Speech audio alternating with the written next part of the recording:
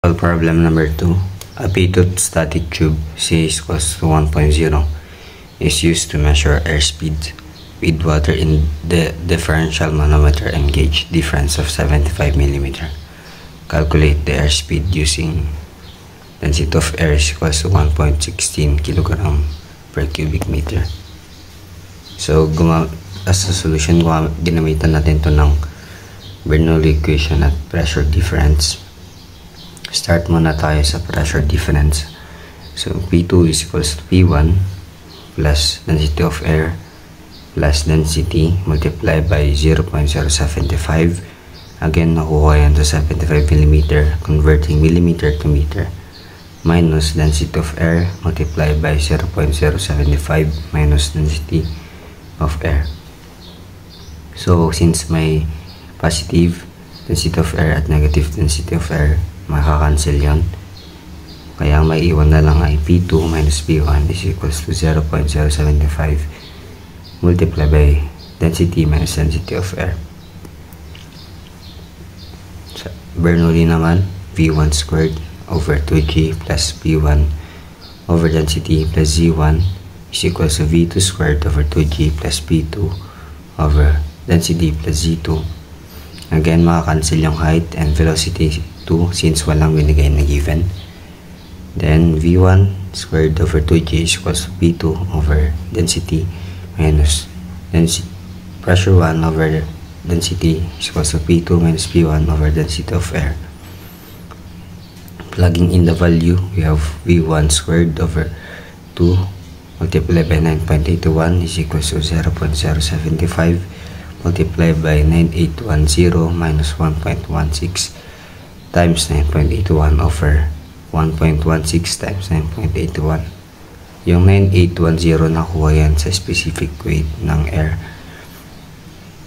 Ng VT natin is equals to 35.596 meter per second. That is theoretical, but also that will be our final answer. For sample problem number 3, carbon tetrachloride having specific gravity of 1.6 flowing through a pipe, a differential gauge attached to the pitot static tube shown a 80 mm deflection of mercury. Assuming Ct is equals to 0.97, find the velocity of flow.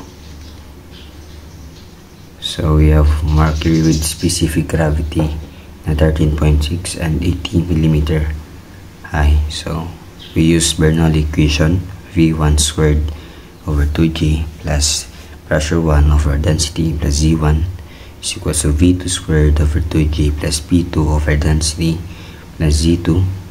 So V1, cancel yung height natin and velocity since walang binigay na given. So V1 squared over 2G is equals to P2 over density minus P1 over density. Simplifying it, we have P2 minus P1 over density. So we go to pressure difference. P2 is equals to P1 plus density of mercury multiplied by 0.08 minus density of carbon tetrachloride na multiplied by 0.08 also. So we have P2 minus P1 is equals to 0.08 multiplied by density of mercury minus density of carbon tetrachloride. So we will get P2 minus P1 is equals to 9.4176 kilopascal. So let's proceed to V1 squared over 2 multiplied by 9.81 is equals, plug in natin yung nakuha natin sa pressure difference na 9.4176 over 9.81 times 1.6, and VT is equals to 3.43 meter per second, and that is our theoretical answer. And now for our final answer, we will use V, velocity is equals to CV multiplied by VT, and our final answer will be 3.328 meter per second.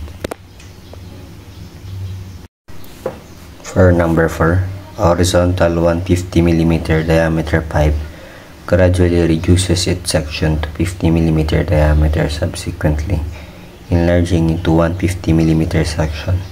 The pressure is 150 mm pipe at point just before entering the reducing section is 140 kilopascal, and in 50 mm section at the end of the reducer, the pressure is 70 kilopascal. If 600 mm of head is lost between the points where the pressure are known, compute the rate of flow of water through the piping in liter per second. So, sa diagram natin, at point 1, we have 150 mm diameter and we have pressure na 140 kilopascal. So, point 2, we will get 50 mm diameter and pressure na 70 kilopascal. So, start muna tayo sa continuity equation. Q1 is equals to Q2, A1 V1 is equals to A2 V2. So, plug in natin yung mga value nila. Pi over 4 multiplied by 0.15 squared V1, again yung 0.15 nakuha yan sa 150 mm, converting it to meter by 150 times 1 over 1000 mm is equals to pi over 4 multiplied by 0.05 squared V2. So V1 is equals to V2 over 9, and that will be our equation 1. Now we go to Bernoulli equation, V1 squared over 2G plus pressure 1 over density plus Z1 minus head loss is equals to V2 squared over 2G plus P2 over density plus Z2. Plugging in the value and rearranging the equation, we will have V2 over 9 squared over 2 multiplied by 9.81 plus 140 over 9.81 minus 0.6 is equals to V2 over 2 multiplied by 9.81 plus 70 over 9.81. So, pag pinagin natin yan sa calculator natin, we will get V2 is equals to 11.394 meter per second. Ngayon, calculate naman natin yung discharge by Q is equals to AV. Plug in natin yung mga value. Pi over 4 multiplied by 0.05 squared multiplied by 11.394, and that will be 0.0224 cubic meter per second. Now we need liter per second as our final answer. So our final answer will be Q is equals to 22.373 liter per second.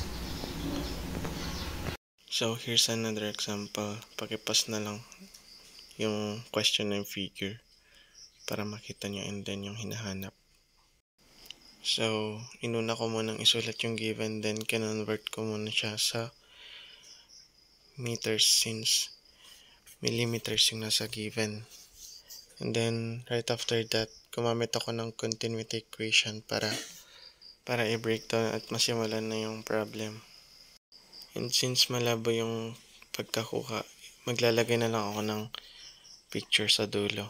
Post nyo na lang din. And as you can see, makikita nyo magka-cancel out na lang ako dito ng pi over 4 since both side ay merong ganun. So, matitira na lang dyan is yung velocity 1, velocity 2, and yung mga area na naka-parenthesis 10 squared.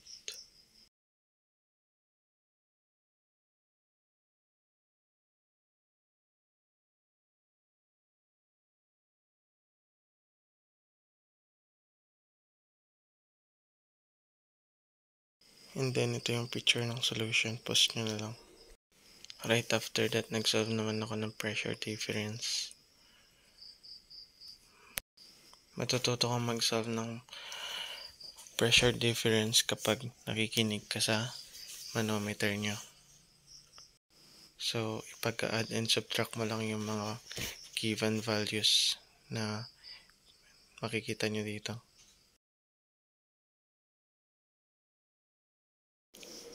And just so you know, kaya ako nag-multiply dyan ng 13.6 is 13.6 kasi ang value ng density ng mercury.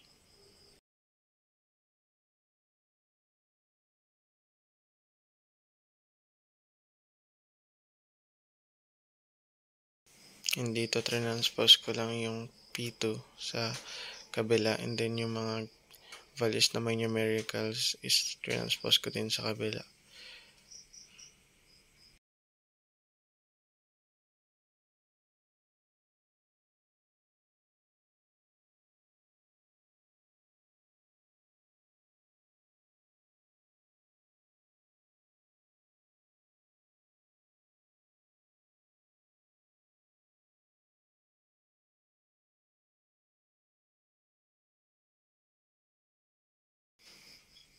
And then magka-cancel out na lang dyan yung 9.81y since may values tayo na positive at negative nun.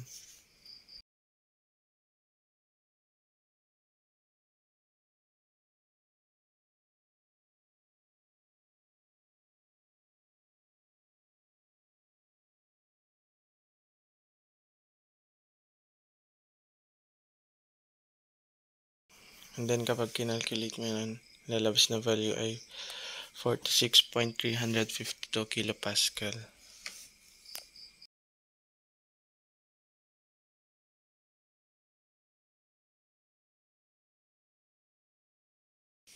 And after ko makuha yung value ng pressure difference, nag-Bernoullis naman ako.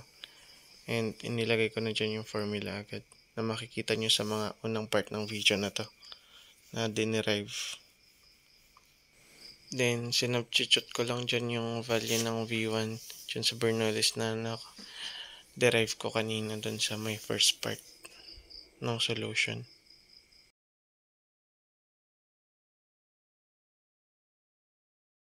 Then by using shift solve, ito yung makukuha kong value.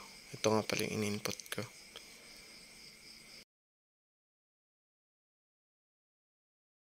And ito yung picture ng solution. And if nagtataka kayo ba't na-cancel yung Z dyan or yung altitude, na-cancel yan since yung dalawang point dyan sa problem is same lang naman ng altitude. And since nakuha na natin yung mga values na kailangan natin, pwede na tayo mag-proceed sa hinahanap ng A part, which is yung discharge.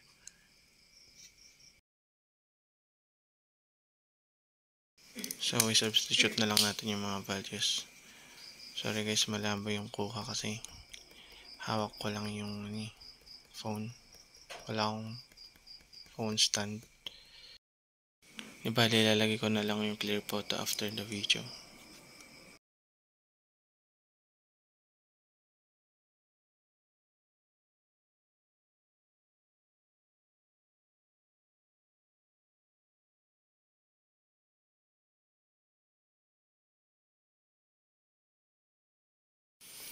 Next naman na hinanap ko yung hinahanap sa B and sinulat ko na lahat ng kailangan.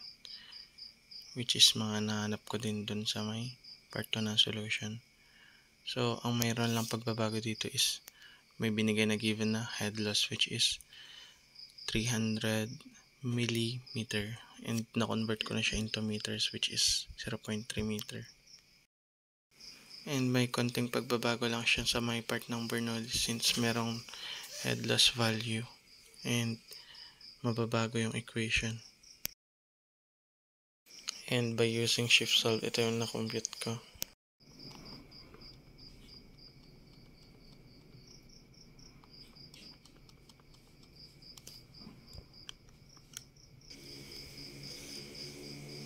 Pero hindi pa yan yung final answer since ang hinanap na value is yung discharge. Hindi pa yan yung final answer since ang hinahanap is yung discharge. So, same lang. V2, V2.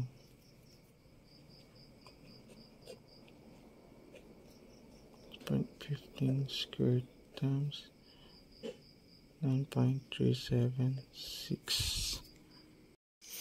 And since naputol yung video dahil nalobat yung device na ginagamit ko sa pag-video, ito na lang, papakita ko na lang yung final answer. And yun lang guys. Thank you for watching. Hope you learned something. Bye bye.